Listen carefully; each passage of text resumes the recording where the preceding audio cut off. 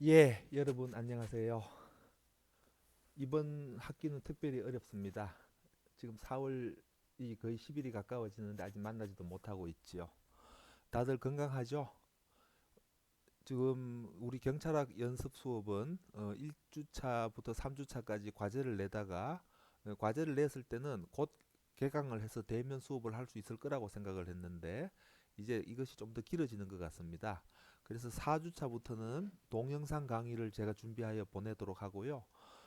가능하면 이 전 과정을 이번 강좌를 통해서 한번 해결해 보고자 합니다. 그동안 거의 이것이 여러분들 만나는 첫 시간이기 때문에 그동안 있었던 말씀을 드리고 성적 평가나 이런 것들을 어떻게 할 것인지 말씀드리겠습니다. 이제 학교 방침에 따라서 이번 학기는 중간고사가 없습니다. 그리고 지금 현재로서는 5월 11일 이후에 대면 수업을 예정하고 있습니다. 그리고 현재 지금 1주차, 2주차, 3주차 레포트를 20% 지금 급하게 배정을 해 두었는데 아직 제출 못한 사람들이 있으면 늦게라도 제출하기 바랍니다. 그리고 전체적으로 성적 비중을 20%대 기말고사 80%로 할지 어떨지는 대면 수업 이후에 여러분들과 의논해서 결정하도록 하겠습니다. 여러분 이제 집에서 편안하게 동영상 강의를 듣게 되었습니다. 그래서 강의실에서 듣는 것보다 훨씬 더 편안하게 강의를 들을 수가 있게 되었는데 뭐 편안하게 들으세요. 오히려 자세가 편안하면 긴장하고 있을 때보다 정신을 집중하기는 더 좋을 수도 있을 것입니다. 그리고 또 이런 기회를 잘 활용을 해서 여러분들이 자율적으로 공부를 좀 많이 할 수 있으면 좋겠습니다. 그래서 예습이나 복습을 꼭 하시기 바라고요. 그 중에 특별히 좋은 것은 예습이라고 생각합니다. 미리 텍스트를 알고 들어가는 것이죠. 좋습니다. 그렇게 하도록 하고요. 이제 바로 수업을 시작을 하도록 하겠습니다. 수업을 시작할 때 여러분들이 파워포인트 자료만 봐도 되고 또 경우에 따라서는 책도 넘기면서 같이 따라오셔도 되겠습니다. 수업 진행을 이렇게 하고자 합니다. 중요한 요점을 설명을 드립니다. 중요한 요점을 간단하게 설명을 드리고 그리고 그 후에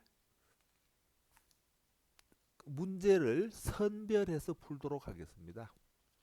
여러분 8쪽과 9쪽으로 가보세요. 여러분들 책이 없으신 분들은 책을 구입하셔서 공부를 하신 다음에 수업을 따라오시기 바랍니다.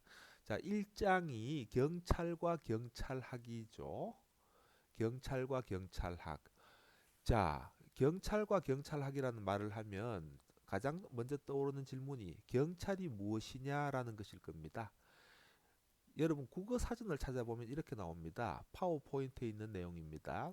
사회 공공의 안녕과 질서를 유지하고 국민의 안전과 재산을 보호하는 일 또는 조직이라고 되어 있습니다. 이것이 여러분 파워포인트 자료에 그대로 나와 있습니다. 그런데 여기에 이제 괄호를 쳐가지고 사회 공공의 안녕과 질서 유지에 대해서는 대륙법이라고 써놓았고 국민의 안전과 재산 보호는 영미법이라고 써놓았습니다. 경찰 활동이란 두 가지인데 질서 유지와 국민 보호다라는 것입니다. 질서 유지는 대륙법적인 전통이고 국민 보호는 영미법적인 전통입니다. 이것이 역사적으로는 대륙에서는 전자가 그리고 영국과 미국에서는 후자가 발전해 오다가 나중에 사회가 복잡해지면서 하나로 합쳐지게 된 것입니다. 그 다음은 이제 그런 일을 경찰이라고 하기도 하고 그런 일을 하는 조직이나 관청을 경찰이라고 하기도 합니다. 우리가 텍스트를 읽다 보면 보안경찰, 산림경찰, 경제경찰 이런 말들이 나오는데 그때는 그런 일을 하는 것들을 가리키는 것이고 또 경찰관, 경찰청 이런 말들에 대해서도 경찰이라고 말을 하기도 한다는 것입니다. 그 다음에 계속해서 경찰 개념이 무엇이냐인데 방금 말한 것을 더욱더 구체적으로 설명을 드린 것입니다. 대륙법계부터 먼저 말씀드리죠. 대륙법계는 이게 조금 내용이 깁니다. 사회 공공의 안녕과 질서를 유지하고 일반 통치권에 근거하여 명령으로 국민의 자유를 제한하는 권력작용이다. 이것을 대륙법계에서는 경찰이라고 부릅니다. 앞서 말해서 첫 번째 줄에 나왔던 질서 유지 개념입니다. 둘째로 영미법계는 어떤 내용이냐? 시민의 생명과 재산과 신체를 보호하는 활동으로서 시민의 위임을 받아서 행한다.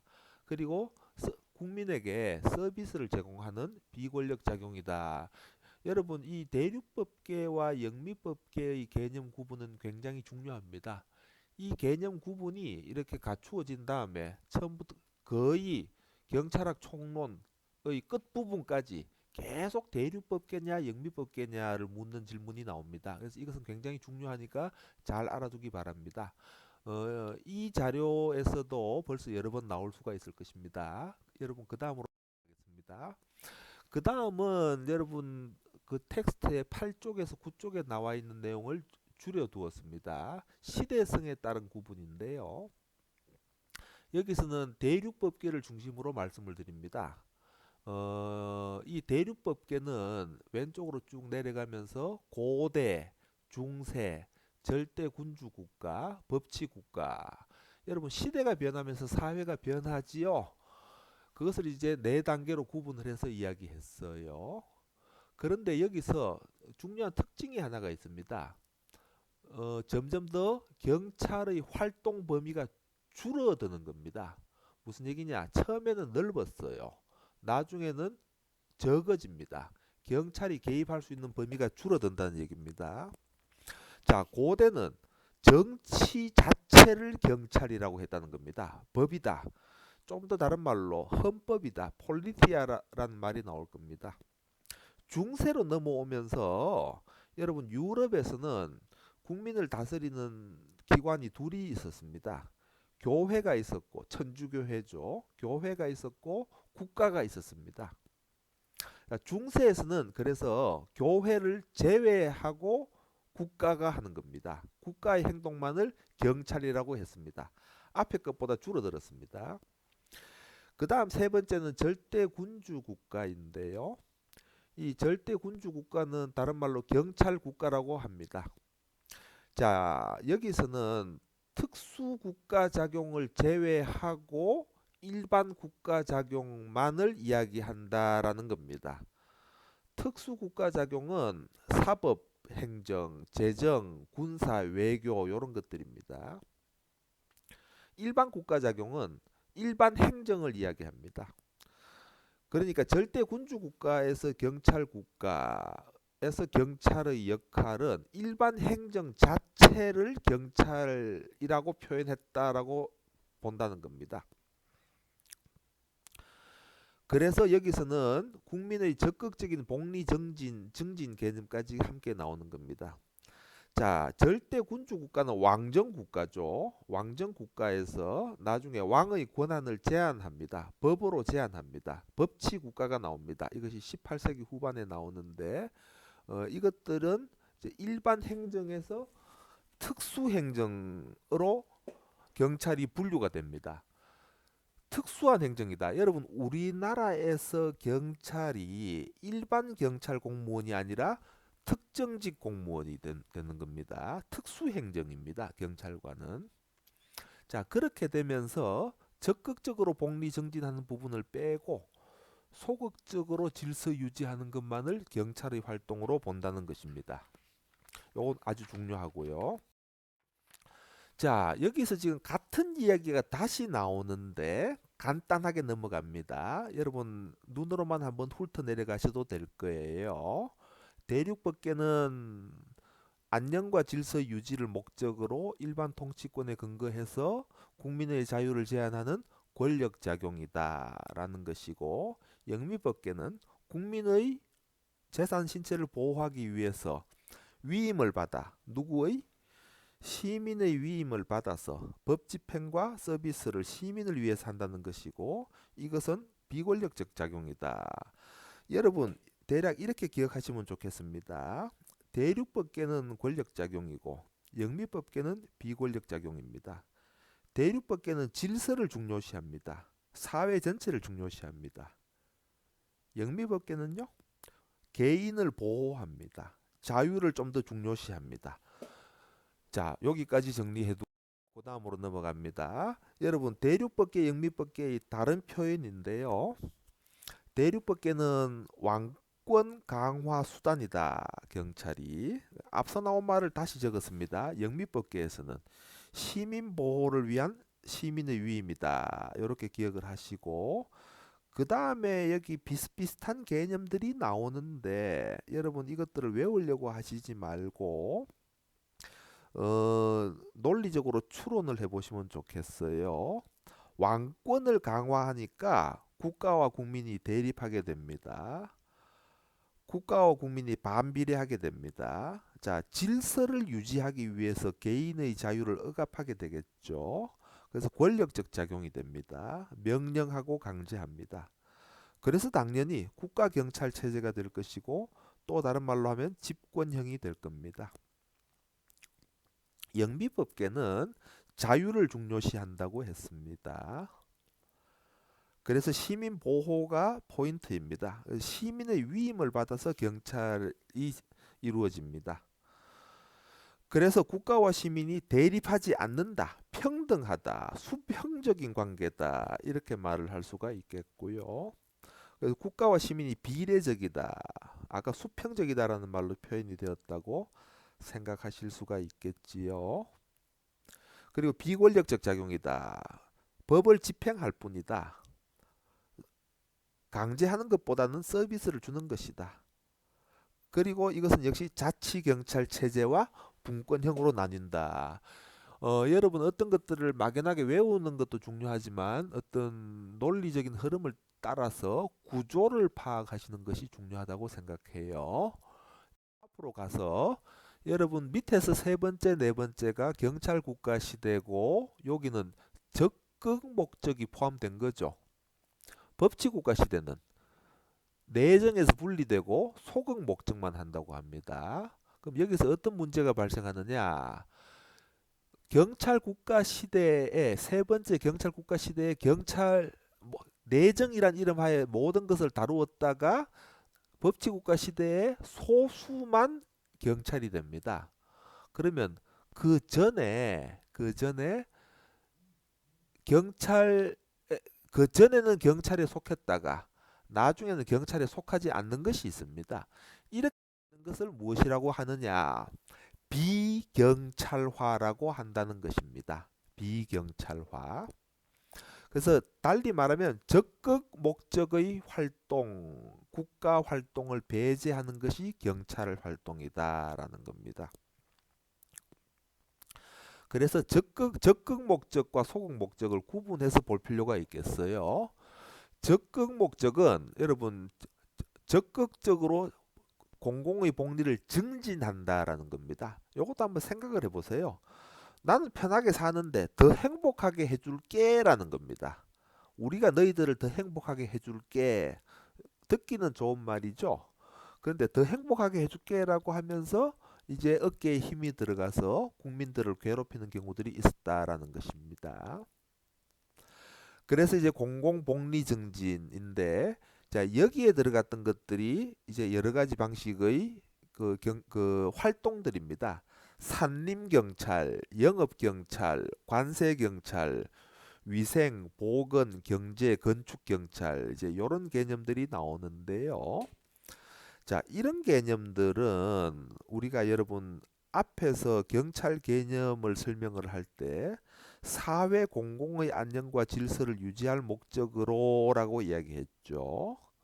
사회 공공의 안녕과 질서를 유지할 목적으로 산림 지역에서 그런 일을 하면 산림 경찰, 영업 활동에서 그런 일을 하면 영업 경찰, 세금 매기는 데서 그런 일을 하면 관세 경찰 등등등이 되는 겁니다.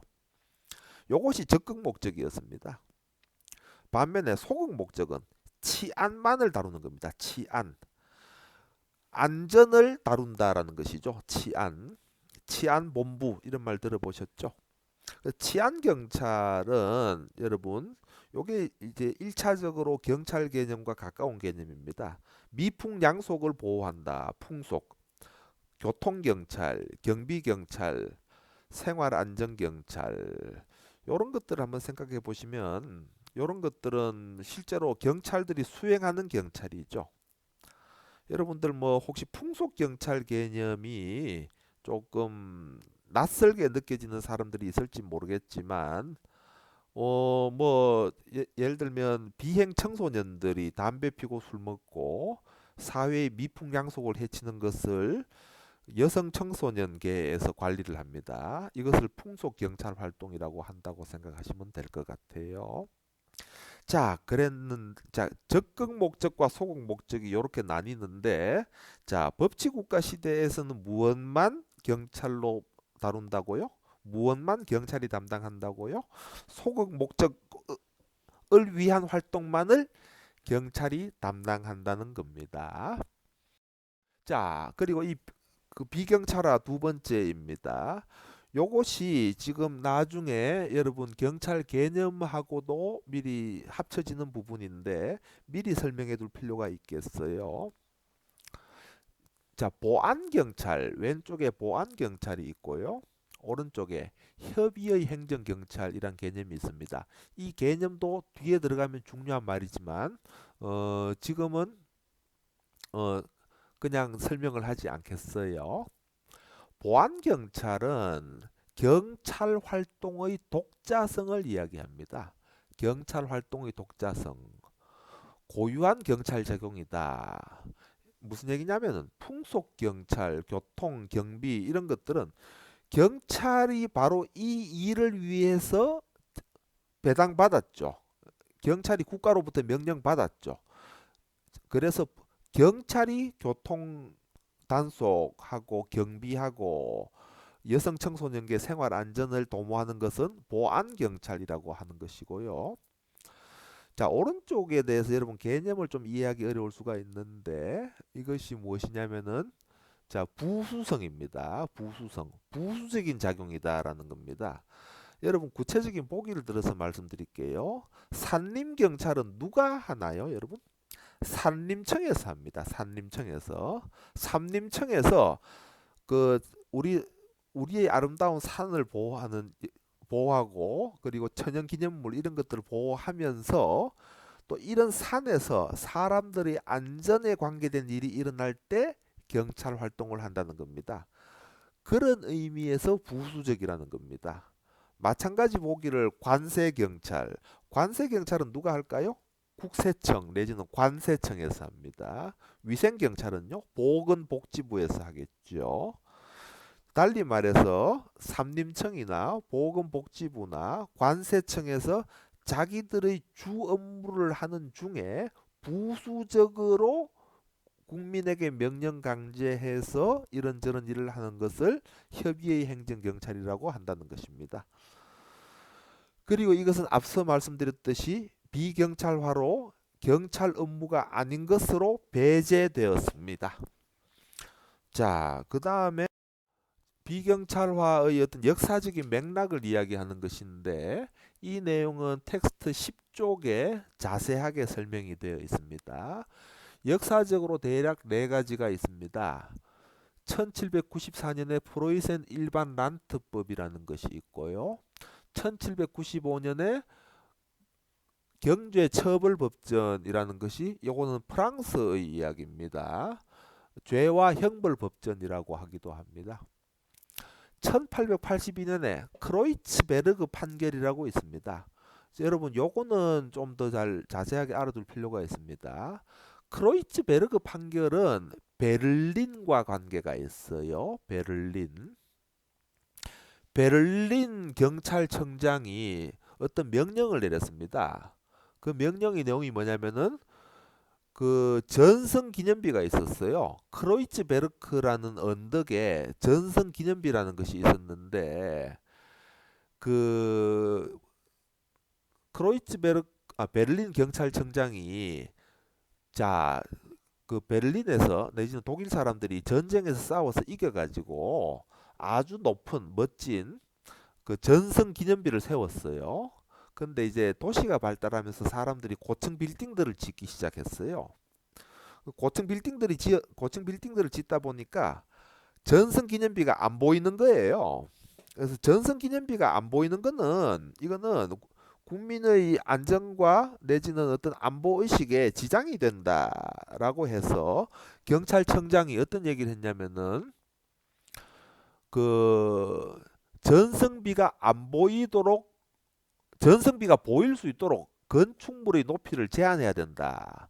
20층까지 올리지 말고 10층으로 잘라라. 10층 이상 못 짓는다. 이제 이렇게 이야기한 거예요. 그랬는데 크로이츠베르그 판결이 뭐냐면은 그렇게 명령한 베를린 경찰청장의 명령이 법에 어긋난다라고 판결을 한 겁니다. 그래서 이것은 앞서 말했던 적극적인 국민의 복리 정진을 목적으로 하는 경찰 활동은 하면 안 된다라는 겁니다. 잘 기억하시기 바랍니다. 그 다음에 이제 1931년에 프로이센 경찰행정법이 있고, 그 다음에 요거 내가 지금 마지막으로 이제 프랑스 지방자치법전이 있는데 여기서 이제 협의회 행정경찰만을 경찰 사무로 본다. 뭐 이제 이런 얘기 드립니다. 이런 얘기 드리고 요것을 제가 자세하게 말씀을 못 드렸습니다. 특히나 여러분 프로이센 일반 란트법이 구체적으로 어떤 뜻인지는 여러분들이 그 책의 10쪽에 2의 기억과 디귿 여기 내용을 한번 꼼꼼하게 잘 읽어둘 필요가 있습니다. 좋습니다. 마지막으로 지금 경찰 개념의 변화가 나오는데 자 여기서 윗부분은 살짝 건너뛰겠습니다. 네 번째 줄부터 보도록 하실게요. 2차 세계대전 후에 비경찰화다. 이건 무슨 얘기냐면은 앞서 말했던 프로이센 일반 란트법, 크로이츠베르그 판결 그리고 프로이센 경찰행정법 등등은 19세기, 18세기에 주로 진행된 일입니다. 그랬는데 여러분 역사라는 것이 그렇게 한꺼번에 쉽게 바뀌지 않습니다.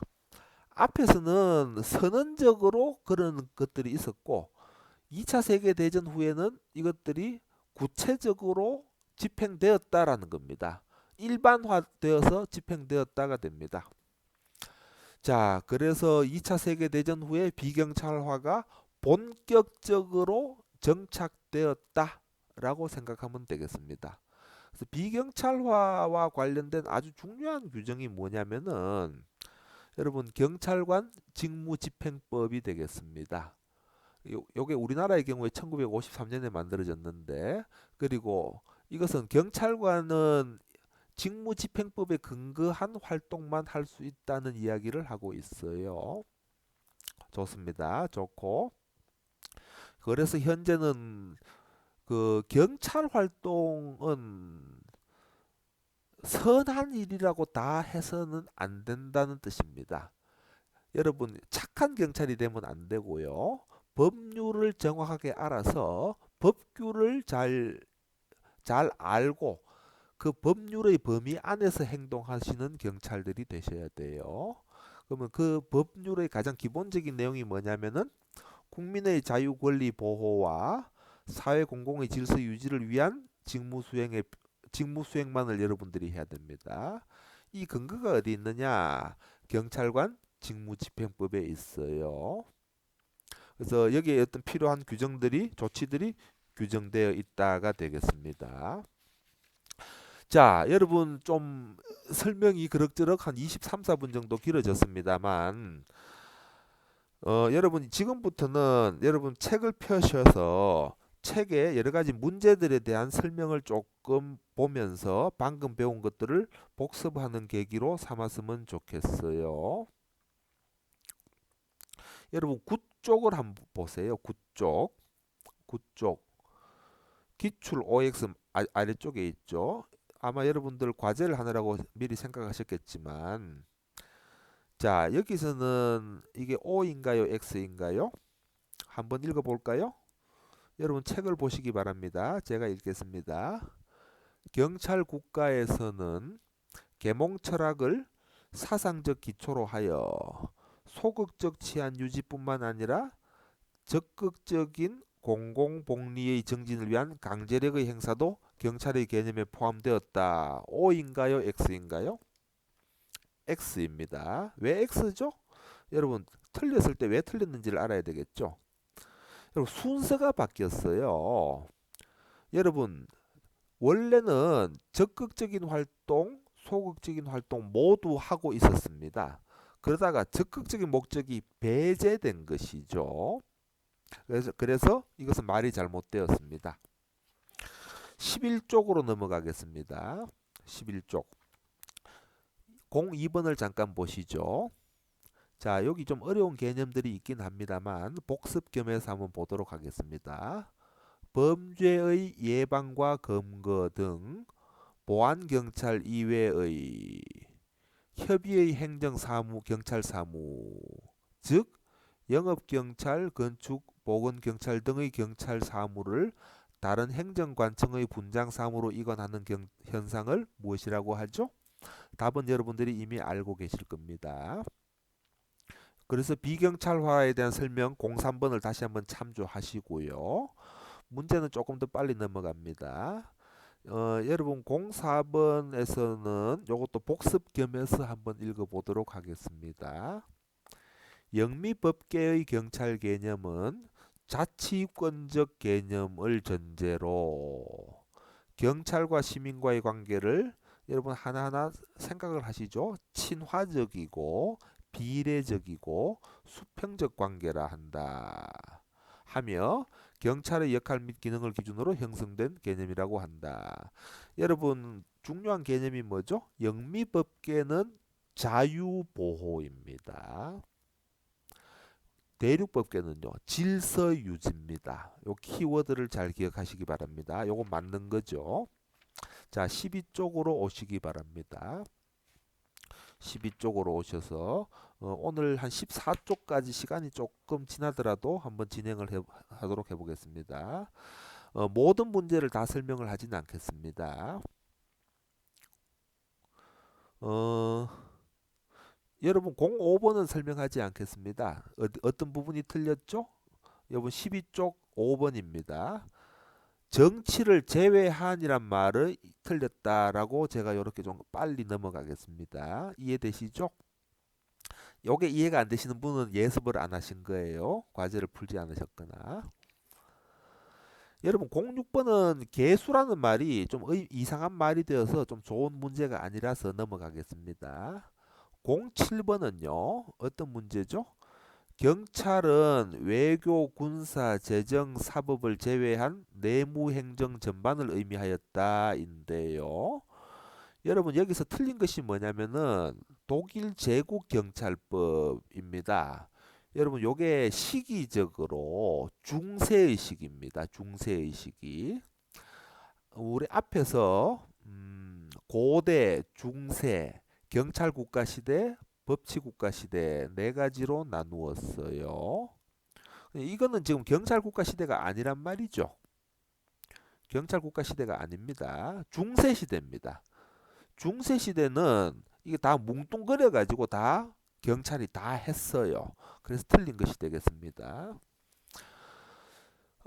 여러분 10번, 11번은 각자 하신다고 하고요. 요것도 뭐 이렇게 안 중요한 것이 아니라 좀 시간 관계상 이렇게 뛰어넘고자 하는 것입니다. 12번을 보겠습니다. 요것은 제가 설명을 하느라고 충분히 하나하나 모든 것들을 다 설명할 수가 없어서 빠뜨렸는데 중요한 개념입니다. 행정경찰, 사법경찰 구분 나라는 프랑스입니다. 기억하시기 바랍니다. 여러분 13번은 아까 제가 자세하게 설명을 했죠.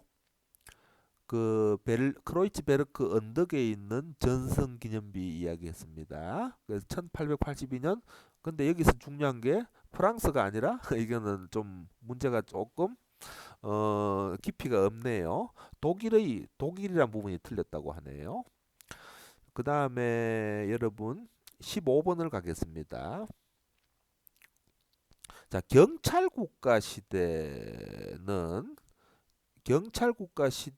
경찰 개념은 국가활동의 확대 복잡화로 경찰의 분화 현상이 나타나서 여기서 어떻게 되었죠?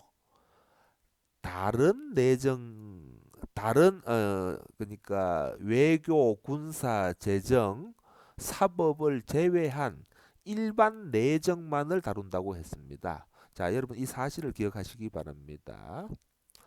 자, 18번으로 가겠습니다.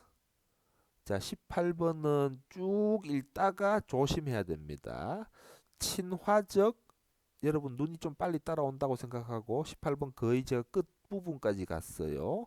경찰과 시민과의 관계를 어떻게 했죠? 친화적, 비례적, 수직적. 여기서 여러분 수직적에서 여러분 촉각을 곤두세워야 됩니다. 수직이면 강제가 되죠. 질서가 되죠.